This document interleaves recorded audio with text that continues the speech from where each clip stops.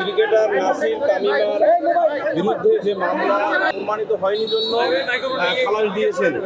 অন্যের স্ত্রীকে প্রলুব্ধ করে বিয়ে, ব্যভিচার ও মানহানির আলোচিত মামলা থেকে অবশেষে বেকসুর খালাস পেলেন ক্রিকেটার নাসির হোসেন ও তার স্ত্রী তামিমা সুলতানা তামি। আজ বুধবার ঢাকার অতিরিক্ত চিফ মেট্রোপলিটন ম্যাজিস্ট্রেট আদালত এই বহুল প্রতীক্ষিত রায় ঘোষণা করেন।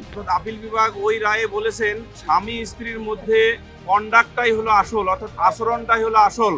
রায়ে আদালত স্পষ্ট জানিয়েছেন, আসামিদের বিরুদ্ধে আনা দ্বন্দ্ববিধির পৃথক ধারার অভিযোগগুলো কোনোভাবেই সন্দেহাতীতভাবে প্রমাণিত হয়নি, আর সে কারণেই তাদের এই মামলা থেকে সম্পূর্ণ অব্যাহতি দেওয়া হয়েছে। রায় ঘোষণার সময় নাসির ও তামিমা উভয়ই আদালতে সশরীরে উপস্থিত ছিলেন। এর আগে গত 6 মে উভয় পক্ষের যুক্তিতর্ক উপস্থাপন শেষে আদালত আজ রায়ের দিন ধার্য করেছিলেন। বাদী তার সাক্ষ্যে কোনোভাবে উপস্থাপন করতে পারেন নাই।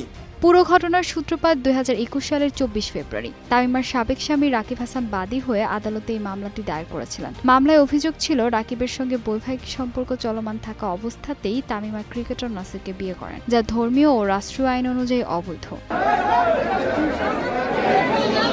দীর্ঘ আইনি লড়াইয়ে মোট 10 জন সাক্ষী সাক্ষ্য প্রদান করেন। বাদী পক্ষ নাসিরের সর্বোচ্চ শাস্তির দাবি জানালেও শেষ পর্যন্ত প্রমাণের অভাবে আদালত আসামিদের খালাস দেন। এই রায়ের মাধ্যমে দীর্ঘ 5 বছর ধরে চলা নাসির তামিমার আইনি ও সামাজিক বিতর্কের অবসান ঘটল। ফাহিমা সুরভি, নিউজ ডেস্ক, গ্লোবাল টেলিভিশন।